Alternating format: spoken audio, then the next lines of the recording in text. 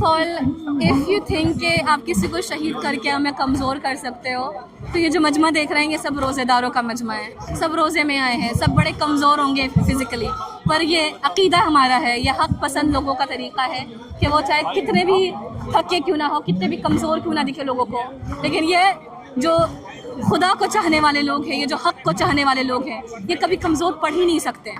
और मैं ये कहना चाहती हूँ कि अगर आपको लगता है सुप्रीम लीडर को शहीद करके आपने कोई रजीम चेंज कर लिया है तो बहुत बड़े बेवकूफ़ हो पहली बात तो, एंड दूसरी बात you have no education about the political system of Iran.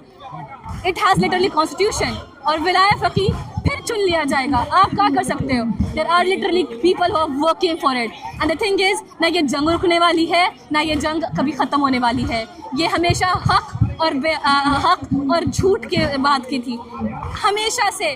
देखिएगा, हिस्ट्री हैज़ बीन गवाह कि people have tried to suppress the truth but truth have always come out। और अगर आपको लगता है ईरान कमज़ोर पड़ गया, ईरान टूट गया, ईरान को अब आप कुछ भी कर सकते हो, तो लबनान में भी लीडर को शहीद किया गया था, लेकिन लबनान तो नहीं गिरा। क्या आपको लगता है ईरान अब गिर जाएगा? वो तो कह रहे हैं कि अब तो ईरान खत्म हो जाए, ईरान को सरेंडर कर देनी चाहिए अमेरिका के सामने। और मैं कहती हूँ, मैं दुनिया की सबसे बड़ी ताकतवर आदमी हूँ। क्या बात सही हो गई? लॉजिक देखिए, did you have created a wave of childrens जो अब इस विलाय फ़कीह के राह को पकड़ेंगे और ये इंसाफ और ये देश को दिफा करेंगे।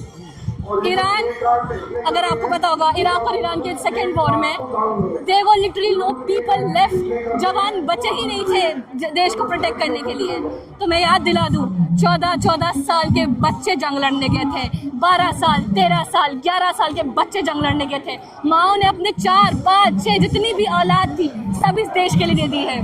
The Iran is a land of martyrs and it shall stay the land of martyrs. A corrupt man like Raza Pahlavi's illegitimate son cannot take it away.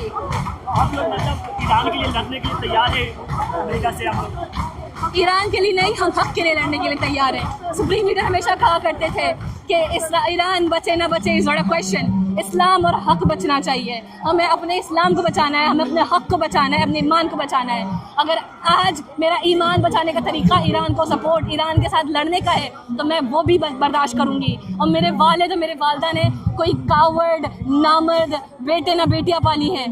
आज हम यहाँ खड़े हैं ये दिखाने के लिए कि हमारे खूनों में हक हुसैनी है। आज हम अहले बैत के चाहने वाले, शियान अली इब्न अबी तालिब, हैदर कर्रार के चाहने वाले हैं। और आज हम यहाँ खड़े हैं और ये कहने के लिए कि आज हम लड़ने के लिए भी तैयार है, आज हम मरने के लिए भी तैयार है, क्योंकि ये बात ईरान की नहीं है, ये बात हक की है और हम हक के साथ हमेशा खड़े होंगे। ट्रम्प और नेतन्याहू कह रहे हैं कि एक आतंकवादी मारा गया, अब्दुल्ला सामने को आतंकवादी बता रहे हैं वो लोग। क्या ट्रम्प आतंकवादी नहीं है?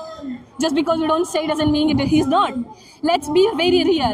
आपने ये बात सिर्फ एक जगह प्रोपेगेंडाइज कर दी है। अमेरिका से लोगों को बेनिफिट क्यों हो रहा है? Because he has oppressed people. World Bank, he had made people in debt to him. So अब वो कोई कुछ कह नहीं सकता। ट्रम्प वो आदमी जो जेनोसाइड को सपोर्ट कर रहा है, वो कहता है कि मुझे वो नोबेल पीस प्राइज के लिए नॉमिनेट करें, और वो नामर्द पाकिस्तान उसने नॉमिनेट भी कर दिया।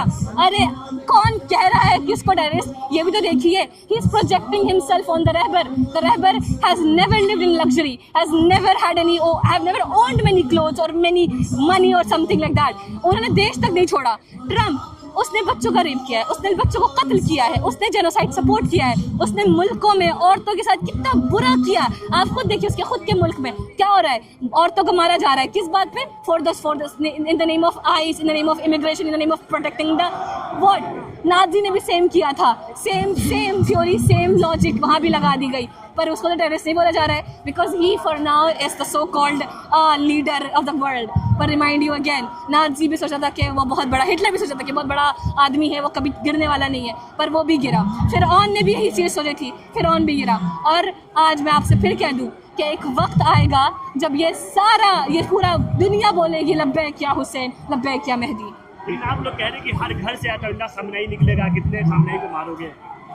कितने खamenei को? एग्जैक्टली हमारे उलमा, हमारे रहबर, हमारे चाहने वालों को आप शहीद करोगे तो वो इतने हक पसंद लोग हैं कि हमारे दिलों में वो रहते हैं। ईरान में लिटरली मार्टर्स के जितने भी शहीद होते हैं, क्यों लगता है कि देश गिर क्यों नहीं रहा है? इतने सैंक्शंस के बाद भी क्यों नहीं गिर रहा है? क्योंकि बच्चों में अकीदे हैं, माओ ने बच्चों में जज्बात डाले, अहले बैत के चाहने के, इमाम अली के चाहने वाले हैं। ये सब हमारे लिए शहादत एक मीरास है, एक उम्मीद है। हम सब शहीद होना चाहते हैं, हमारे लिए से बड़ी और चीज़ हो ही नहीं सकती कोई और चीज़। अगर आपको लगता है कि रहबर को शहीद करके दुनिया ख़त्म हो गई हमारी, तो मैं एक बार बता दूँ आपको, अब हर घर से एक रहबर आएगा, हर एक घर से सुलेमानी आएगा, हर एक घर से इब्राहिम रईसी उठ कर आएंगे। और किस को शहीद करोगे? ये तो चाहने वालों का है, और ये ना 1400 साल पहले ख़त्म हुआ था और ना ये आज ख़त्म हो सकता है। शहादत एक बहुत बड़ी चीज़ है। हम लोग को शहादत सबसे मीठी चीज़ ये सिखाई गई है। अगर हम लोग हिस्ट्री में जाएं और इमाम हुसैन की बात करें, वहाँ हमने सिर्फ और सिर्फ ये सोचा कि ऑपरेशन के अगेंस्ट खड़े रहना है, और शहादत से हम लोग वीक नहीं हो जाएंगे। क्योंकि अगर करबला में यही हुआ था कि उन्होंने सोचा कि हम लोग इमाम हुसैन को मार डालेंगे तो उसके बाद इस्लाम नहीं बचेगा, लेकिन विमेन केप्ट स्टैंडिंग। हम लोगों ने आगे बढ़ाया, उन लोगों ने आगे बढ़ाया, और हम लोग आज आगे बढ़ाएंगे।